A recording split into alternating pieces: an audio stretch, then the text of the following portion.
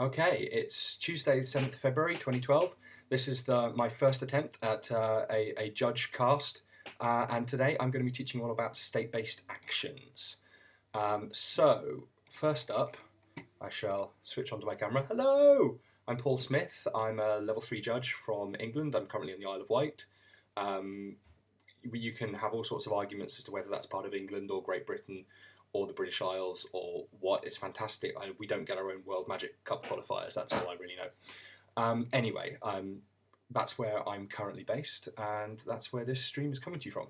So, state-based actions. Hopefully, you all have an idea of what state-based actions are. I'm trying not to laugh. I'm reading the chat, by the way. The chat, Kim's just said in the chat, England, yes. GB, no. UK, yes, for Isle of Wight. I'm going to try not to laugh at the chat so much, but hey, it's brilliant. You guys follow along.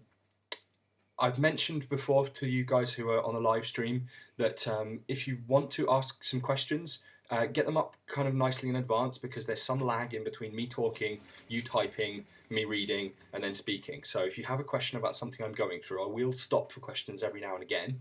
But once I've, because of that lag, you need to get your question up early. Was that dog and wife along the back there? Like that, you liked that, didn't you?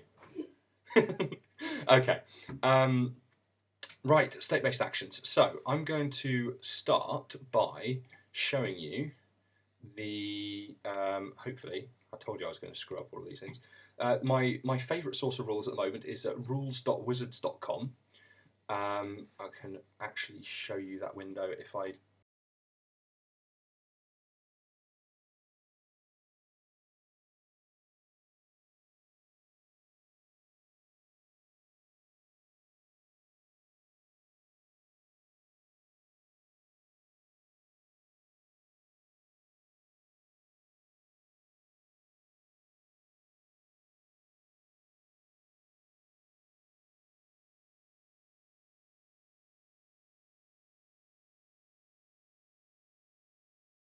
Is that better? Is my sound on now? Thank you, chat guys. I'll start that bit again. It turns out I'm not particularly great at using the Ustream producer software, and I have to manually turn the sound on every time I change window. So when I went from here, hello, you can hear me, over to here, you can still hear me. Yes, brilliant, that looks good. Pay attention to my audio, right. Okay, so my favourite source of the rules at the moment, rules.wizards.com. You can see what I've done is I've done a search for Rule 704, which is a rule on state-based actions, and I've checked search rule names only, which means I've actually got Rule 704 down here. If you don't check that box, you get every citation of Rule 704, of which there are actually quite a few. It is actually very handy. You get to see all the kind of cross-references across the CR. So you've got a bit that's talking about damage over in the 100 numbered rules. When that starts to talk about damage will destroy creatures as a state-based action, I knew I'd slip up and say state-based effect once. That's an anachronism. They're state-based actions. That's what they are. State-based effects. They never existed. Don't worry about those. Yeah, you can see the cross references. It says over in Rule 100 or whatever, C704. And if you want to search and look at those references, you just have to untick that box and you'd get them all. But this is the rule we're going for at the moment: state-based actions. And as you can see in the hopefully in the middle of my screen now, state-based actions are game actions that happen automatically whenever certain conditions listed below are met, and state-based actions don't use the stack. If I was to ask you what a state-based action was, my guess is that most people can't actually come up with a nice, concise little statement that says, yeah, this is what they are. Everyone knows the very simple ones, however.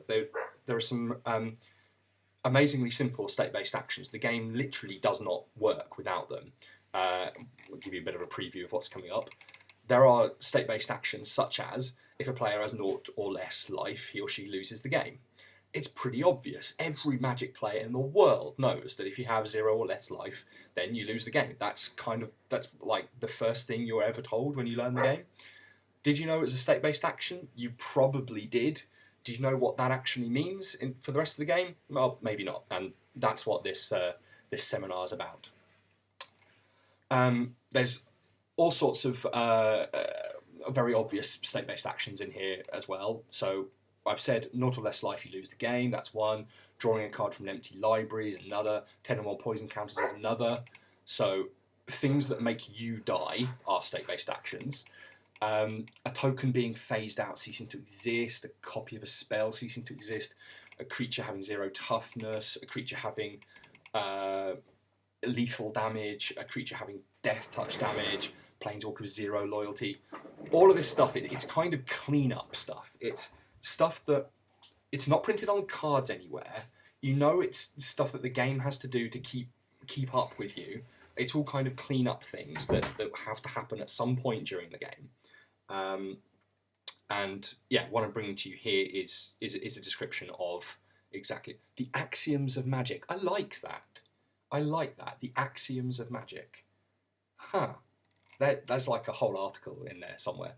I'm going to hopefully stop scrolling too much through this window. So yeah, I'm going to take you through step by step through each of the state-based action rules, so each of the pieces of 704, and I'm going to try and bring these to life with some examples. Tuesday is Noob finally got his streaming thing to work. Well done, you. Well done, you. I'm gonna have to switch back to camera in order to give you a big thumbs up. There you go. Well done. Yes. Okay, so let's take you through these and give you some examples as we go along. Abilities that watch for a specified game state, they're triggered abilities. They're not state-based actions. I'll give you an example. Emperor Crocodile. Hopefully my audio is still working. Someone in the chat tell me that's still working. Emperor Crocodile watches the game all the time to say, oh, if you ever control no other creatures, then sacrifice Emperor Crocodile.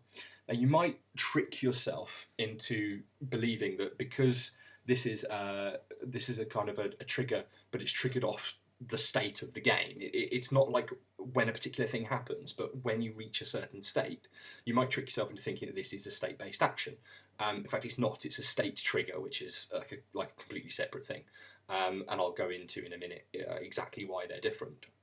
But yes, state-based actions kind of clean up kind of game rules that the game just wouldn't move on and do anything without them. Let's go to some specific examples. Whilst Emperor Crocodile was there, we'll bring that one up as a contrast between state triggers and state-based actions. So, Emperor Crocodile says when you control no other creatures, you have to sacrifice him. The point of a state, the difference between a state trigger and a state-based action is that state triggers check all the time. They've constantly got their eyes open. They should be like eyes peeled crocodile or something. It's always checking to see whether its trigger condition's been met. State-based actions are different. They're only checked at specific times. I'll show you the rule first, and then I'll bring it to life with an example. So, the timing rule is 704.3 here. Whenever a player would get priority, and I'm going to kind of skip over priority at the moment and assume that you know what it is. It might be a subject of another stream another time. The game checks for any of the listed conditions for state-based actions, blah, blah, blah, blah, blah, blah, blah. 704.3 is an absolutely massive rule. I'm trying to chunk it up into little bits for you. But whenever a player would get priority, the game checks for state-based actions. That's the first chunk that you've got to try and get in. So here's an example. I've got Emperor Crocodile and I control some other creatures. Emperor Crocodile isn't going to be triggering anytime soon because I've got another creature. Let's say I have exactly one other creature. Now my opponent plays possibly one of my favourite cards ever, Momentary Blink, which will actually I said my opponent plays it, doesn't it? And of course I immediately read that it's target creature you control. Okay, let's say I do something really stupid then, and I Momentary Blink my other creature out. So I've got Emperor Crocodile and something else. Momentary Blink will remove my creature from play and put it back into play. Now, that's all happened in the resolution of one spell. So the creature would leave, creature would come back. Emperor Crocodile is watching the whole time. Did I ever control no creatures other than Emperor Crocodile? It sees it. So even though the blink is momentary, it will trigger. As a counter example, here's a state-based action that you want to look out for. Marrow. Marrow's a great green card, and whose name's apparently inspired by Mark Rosewater's nickname. Marrow, Ma from Mark, Row for Rosewater. There you go, useless trivia. Its power and toughness are each equal to the number of cards in your hand. So I want you to imagine what happens if you've got a Marrow in play and someone casts Windfall. So with Windfall, each player discards his or her hand, then draws cards equal to the greatest number of cards a player discarded this way. Marrow's power and toughness setting ability checks all the time. So let's say you had 3 cards in hand. Let's say both players had 3 cards in hand. You're going to go from having 3 cards in hand, discarding them, and drawing them. Marrow's power and toughness is going to go from 3-3 down to 0-0, back up to 3-3. Why does this matter? Because we know something important with creatures that have 0 toughness. There's a state-based action that kills them, one of the cleanup jobs. But state-based actions don't check in the middle of resolving a spell. So, because there's no players getting priority in the middle of resolving a spell, Marrow lives even through the resolution of a Windfall, whereas Emperor Crocodile, not a state-based action, it's a state trigger, will die because he does see his trigger condition happening, and poof, off he's gone. Okay, so there we go. That's the first bit of this massive rule unpacked. Whenever a player would get priority, the game checks for any of the listed conditions for state-based actions, then performs all applicable state-based actions simultaneously as a single event. Okay, I've got an example for that one. State-based actions are all performed simultaneously as a single event. I'm going to try and bring in my cockatrice window for this one. I appreciate that the text on these cards is incredibly small, and I don't expect you to be able to see the cards. The cards that I'm looking at are Vorapede, which, for the purposes of this example, it's an undying creature. When it dies, if it had no +1/+1 counters on it, return it to the battlefield. So the key thing is if it had no +1/+1 counters on it.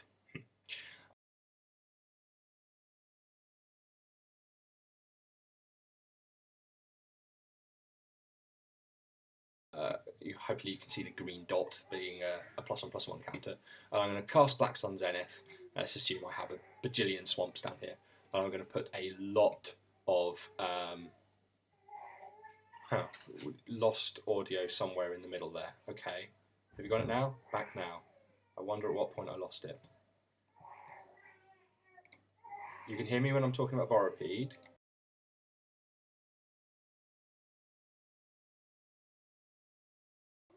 Awkward. Whoops. Okay. Black Sun Zenith. Back on. Brilliant. Fine.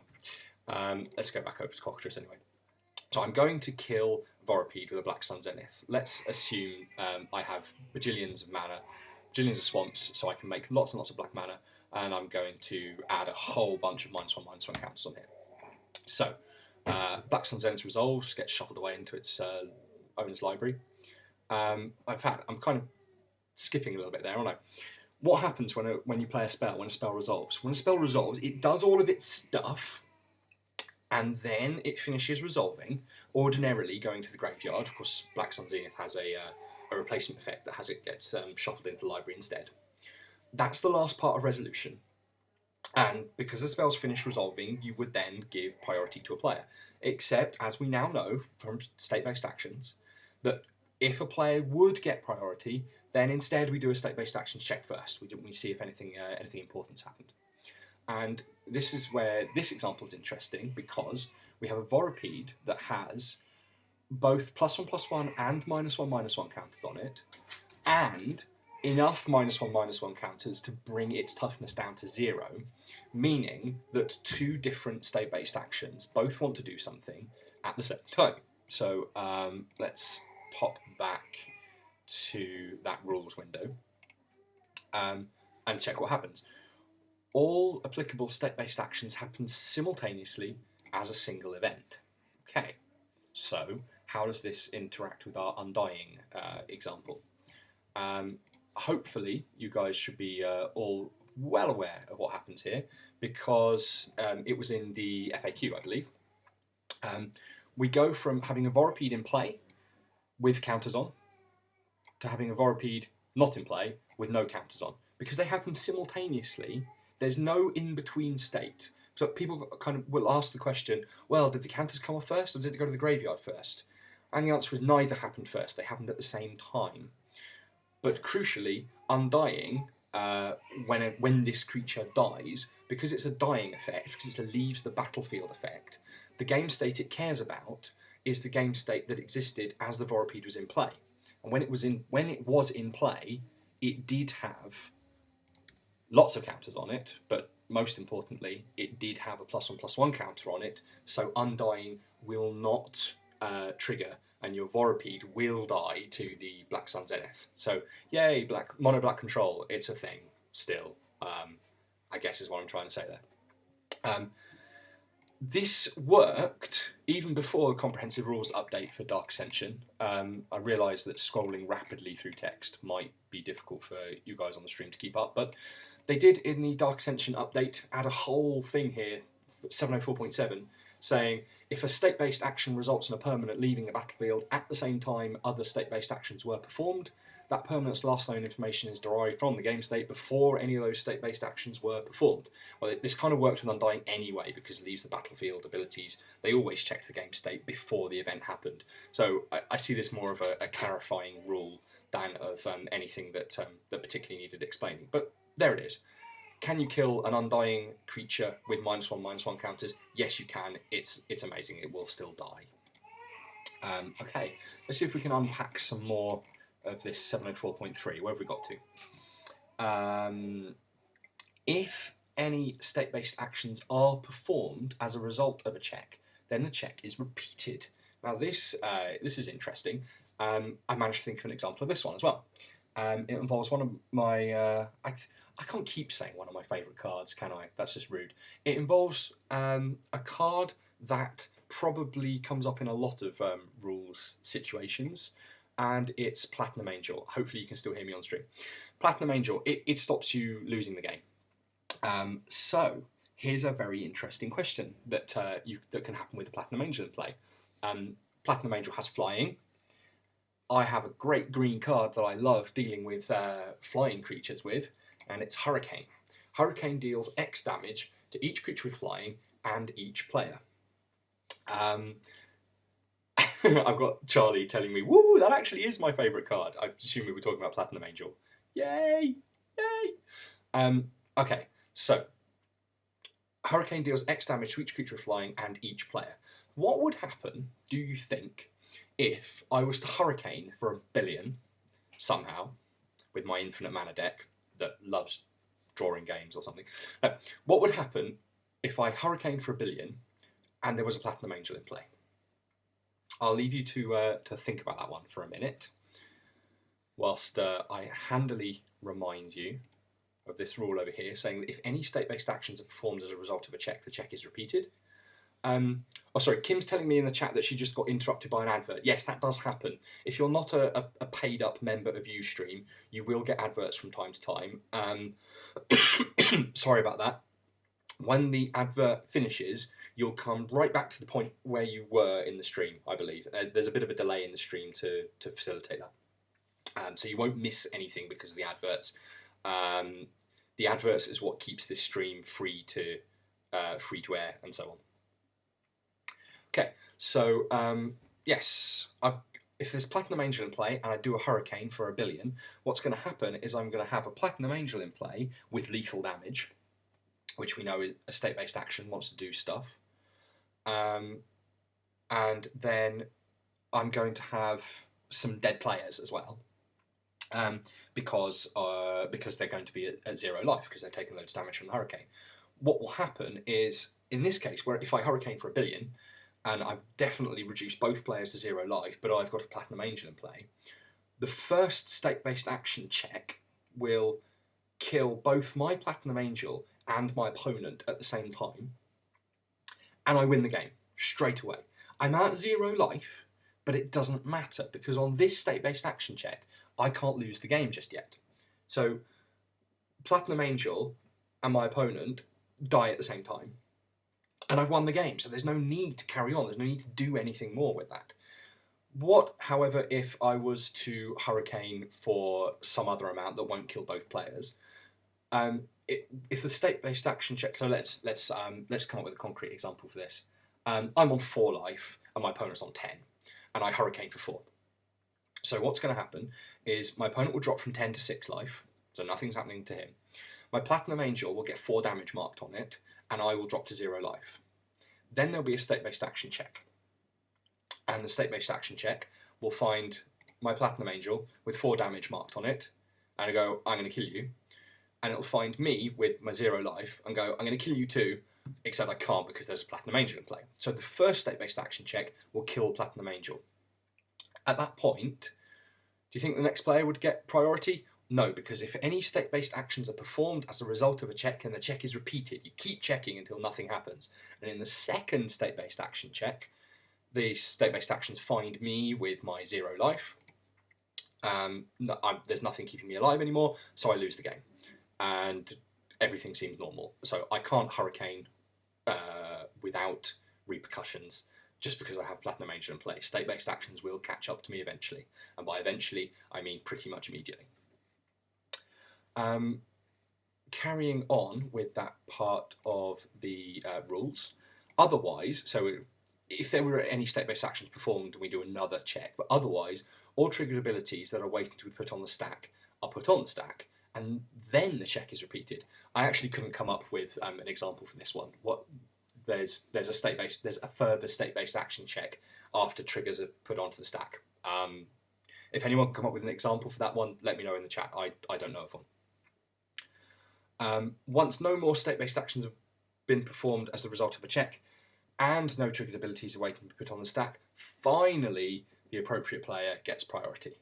So there's a whole lot of stuff. I want to give you priority, but I better do a state-based action check. And something happens, I better do another state-based action check. Oh, nothing happened that time, but we've got some trigger conditions that have been met, so we put the triggers on the stack now. So let's bring back up the. Oh, that's annoying. I was going to try and bring up Emperor Crocodile, but whilst I've renamed everything so I can handily jump to it, my picture-in-picture thing has just got a stream of numbers. Ugh. Oh well, back to Emperor Crocodile, there we go. So, I gave you the example earlier, you've got Emperor Crocodile and a dude in play, and you momentary blink something.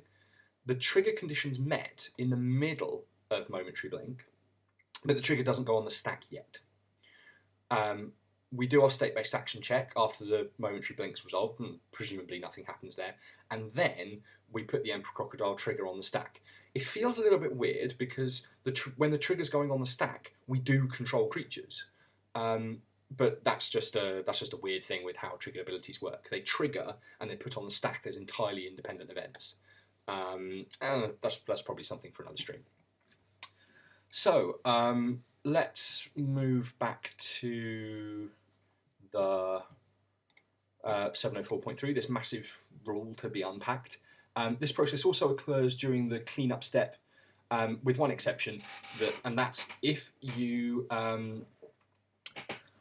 no state-based actions are performed as the result of the step's first check and no triggered abilities are waiting to be put on the stack, then no player gets priority. So in the cleanup step, normally you don't get priority, but you can get priority if something actually happens as a result of a state-based action. There you go. I think I'm thinking of an example that it's not a discarding in the cleanup step isn't a state-based action. Oh, it is a trigger. That's what it is. Yeah.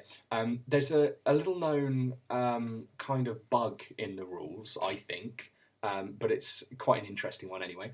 I haven't got the cards linked up for this already. I apologise for that. Orim's Chant stops you casting spells for the turn, except if you have 8 cards in hand. You get to your cleanup step and you have to discard something. You can discard a card with Madness. Because we're in the cleanup step, all the this turn effects have ended. So you've got effects that are going to last until the end of the turn. The cleanup step is when they stop. Your Orim's Chant effect stops before you actually discard. You discard your card with Madness. That causes a trigger to happen, so players will get priority. And then you can do stuff. It's amazing. Like, I've been chanted. I shouldn't be allowed to cast spells for the turn, but due to the magic of Madness with an 8-card hand, I can actually sneak something in there. Almost never going to be relevant, but hey, that's what rules gurus are for, right? We know all the normally irrelevant stuff. Let's have a look at the other ones. that the other examples I was going to give you. We've done Vorapede versus Black Sun Zenith. We've done Hurricane versus Platinum Angel. That was pretty cool. Oh yeah, I kind of scrolled past these ones. We've done 704.1a, saying abilities that watch for a specified game state are triggered abilities, not state-based actions. I skipped over this one. State-based actions are checked throughout the game and they're not controlled by any player. Do you know of a card that cares about this? I do. Sacred Ground cares about this. Sacred Ground, as you're reading on the screen now, is an enchantment that says that whenever a spell or ability an opponent controls causes a land to be put to your graveyard from play, return that land to play. Interesting one.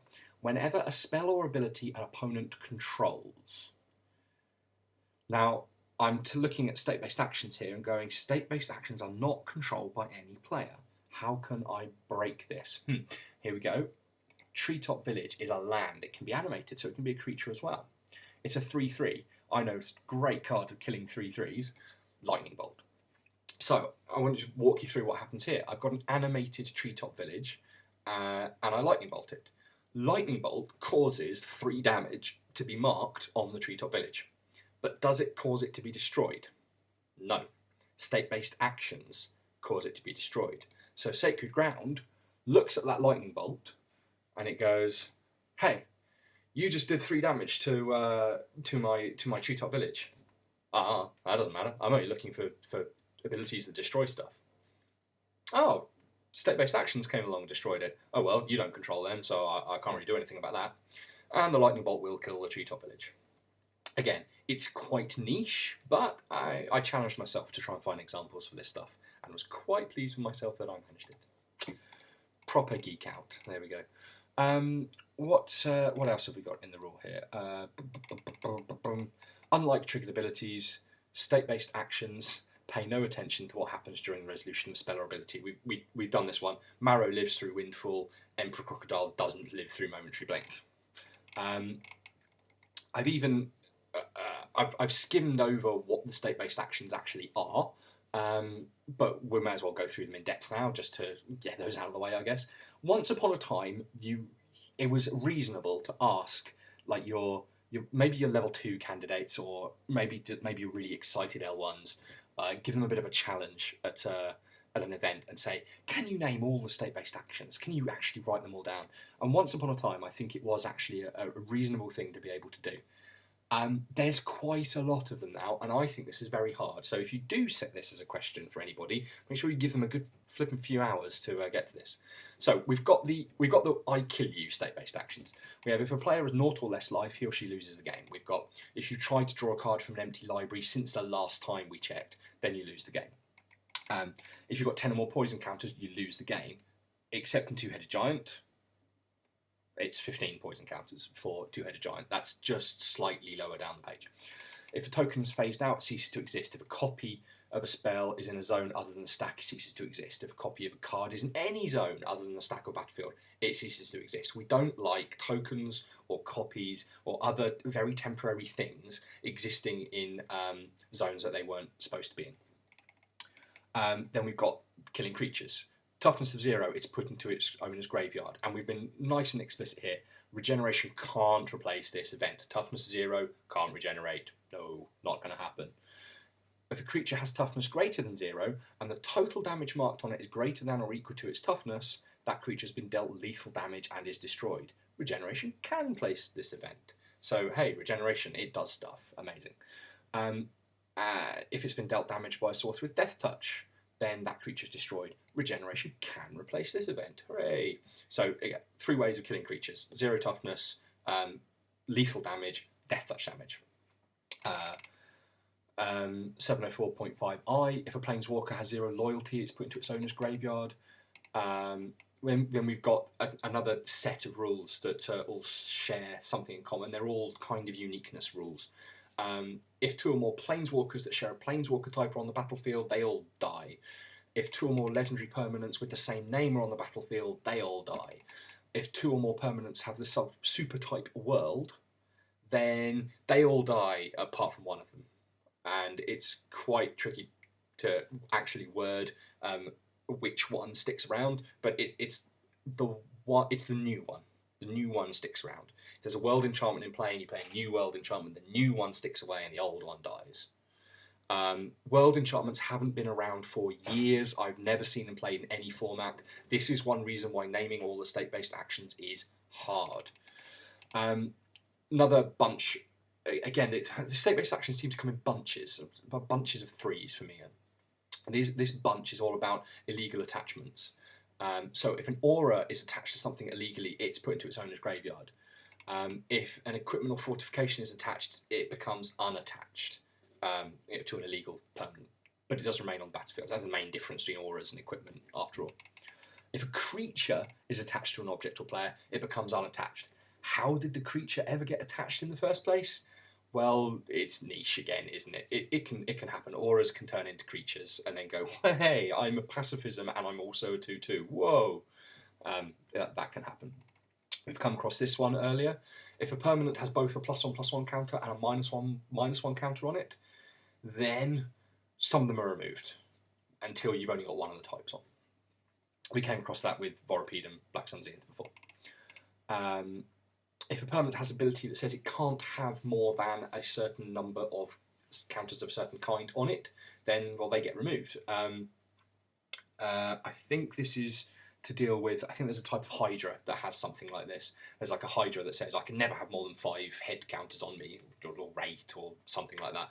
And you can have loads and loads of +1/+1 counters on you and then become a Hydra. And you go like, whoa, I've got something telling me I can't have more head counters on, but I already do. How do I deal with that? Well, we deal with it with state-based actions. Another reason why it's difficult to name all of the state-based actions is because there's 4 that don't apply to ordinary games. They only apply to specific variants. 2 of them apply to Two-Headed Giant. If a team has 0 or less life, the team loses the game. And if the team has 15 or more poison counters, that team loses the game. Fine. 2HG, craziness. I think that's relatively new, actually, by the way. It came in during Scars Block, certainly, or it might even been just after Scars Block, when Infect was absolutely rampant in Two-Headed Giant.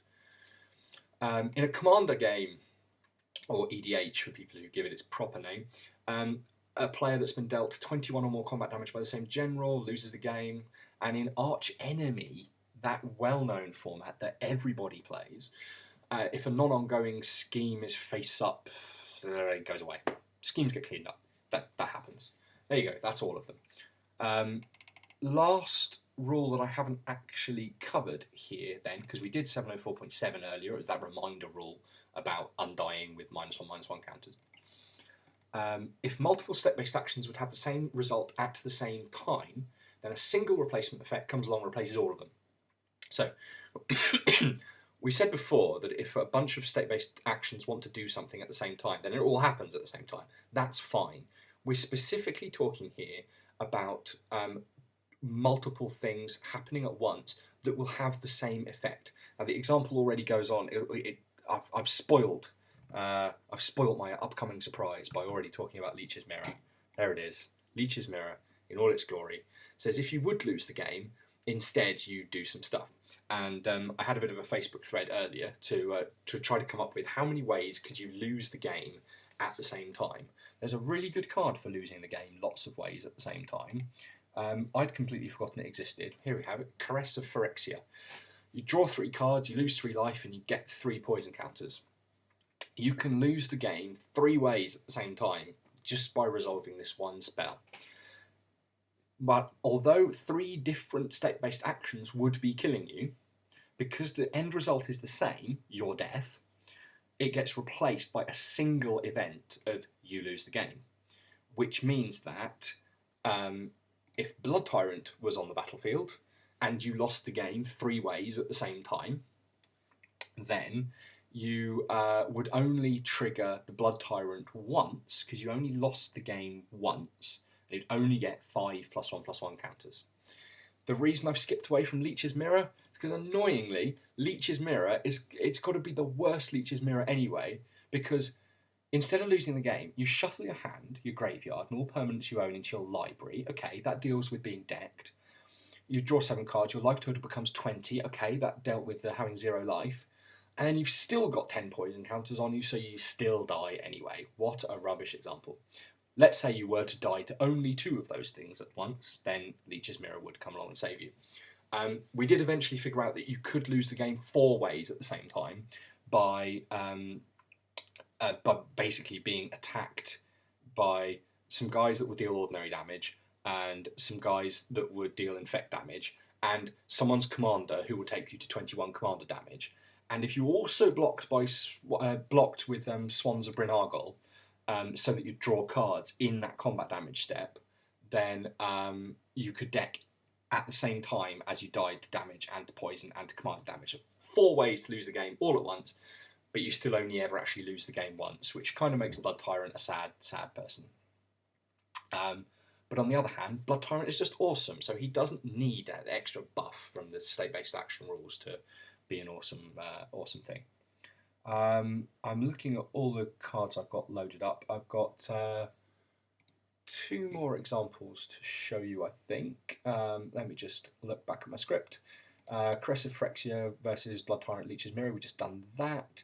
Emperor Crocodile versus Momentary Blink, we've done that ages ago. Yes, here's an amazing one. I love this card.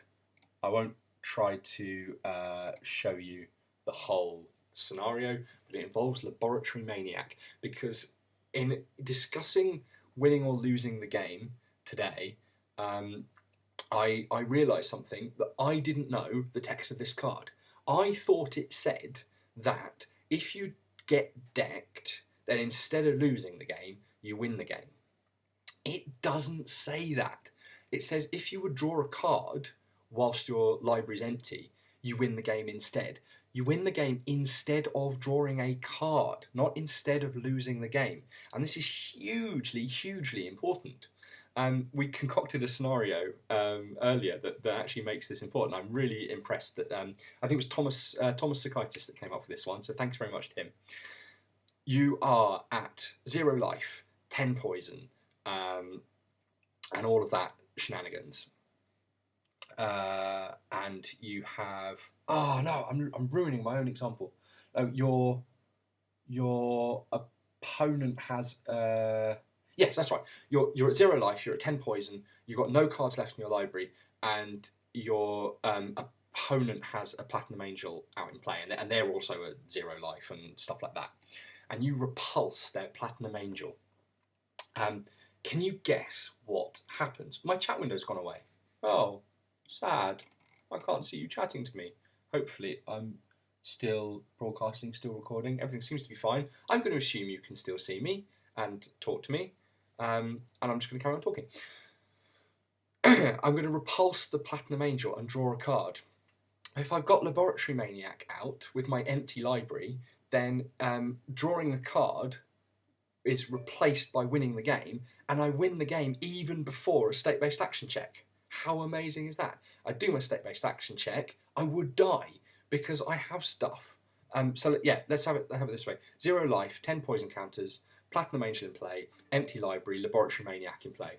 I'm getting stuff on Twitter. Is it all going wrong? Everything's fine except that chat died. Thank you very much to everyone on Twitter reassuring me there's only chat that's gone tits up.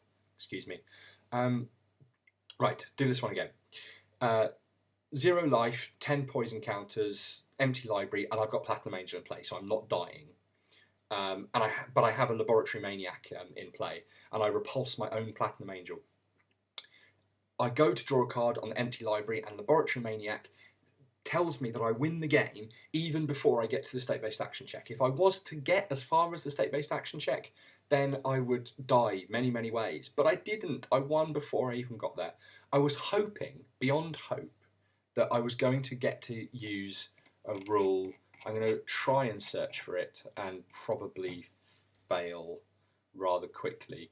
There is a rule that talks about losing and winning the game at the same time. If you would lose and win the game at the same time, then you lose instead, or something like that.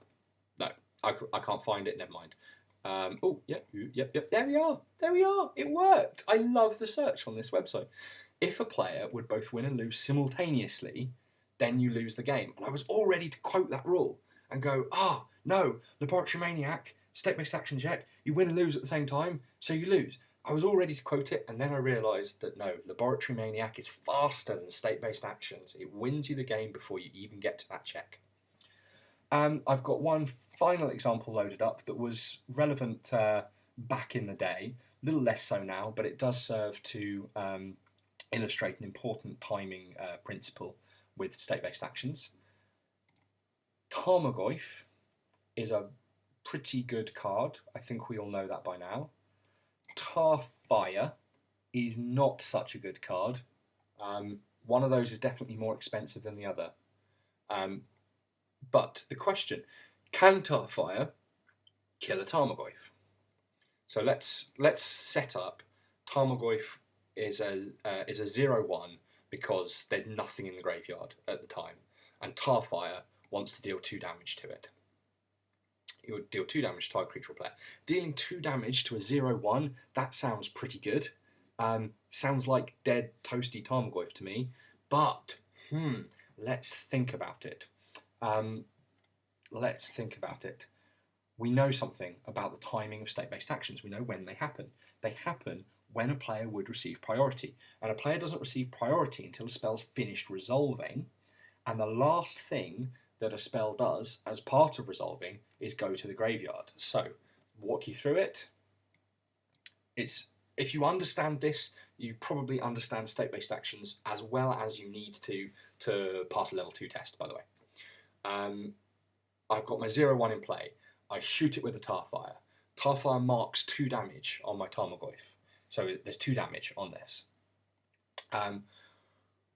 Then Tarfire goes to the graveyard and Tarmogoyf becomes a 2/3 because Tarfire has 2 card types. It has tribal and instant. So Tarmogoyf goes to being a 2/3 with 2 damage marked on it. Then we get the state-based action check, and he goes, hey, is anyone dead around here? Tarmogoyf goes, no, I was feeling a bit rough for a moment there, having 2 damage marked on me, but I think I'm going to be okay. I think I'm going to be okay. Or in Monty Python speak, he says he's not dead. And indeed he's not. I think I'm done. There's quite a lot of words packed into Rule 704. State-based actions. I'm going to bring it back up for you. I'm just trying to get this back going. Doing my rulebook search. It's still on ending the game. Oh, it's in there. There we go. There's quite a lot in 704. Especially in 704.3, there's a lot packed in here. That is one huge wall of text. I've deconstructed it. I've put it into separate examples, and I hope that you've all come away learning something about state-based actions. Here's the chance for you to get a question into the chat for me. You're going to need to tap it up quite quick, because if I don't see any questions, then I won't be able to answer any before I turn the stream off.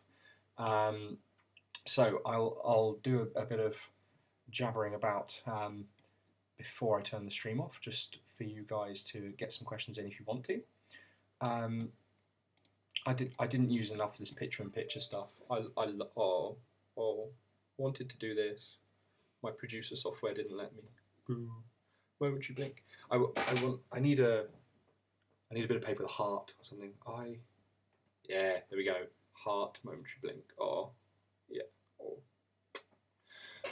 How often am I going to do this? Do you think it went well? I don't know. I've enjoyed doing this. I think it's quite cool. I'm looking at my chat channel is not going to tell me the menu view here probably. I had about 7 people watching. That's fine. I would probably do this each week if momentum can keep up on this. I'm going to look to cover all sorts of different parts of the rules, but I'm also going to go over policy. So I'm going to do the Magic tournament rules at some point. I want to go over bits of the MTR. Brian Schenk on the DCI Judge L list has been giving us all sorts of things. Excuse me. Has been putting up all sorts of things by analysing what is causing people to fail the L1 test or fail the L2 test. And I'll use some of his data to go, hey, I know I'll do a seminar on these things that are causing people to fail judge tests. If you're on magicjudge.co.uk, you can suggest topics for me to go over. Kim Warren's working on a philosophy-related article for why we deal with deck and deck list problems the way that we do. I want to do a stream episode on that. I think I can do this every week. I've gone on a lot longer than I intended to. I've done 45 minutes of recording here. I was going for 30, but I guess that's not so bad. A little bit more practice, I can get those numbers down. I'm not seeing any other questions in the chat, so I'm going to sign off now. Thank you very much for watching. Please help me get a Leech's Mirror reprint that deals with Infect, and also please help me with getting this video out to people so that other people can enjoy the chat. Thanks everyone for watching. It's been great. Look forward to next week. I don't know what the topic's going to be yet. I will post it up on my Ustream account when I figure it out. I'll post it on magicjudge.co.uk, and I shall see you next week. Thank you very much.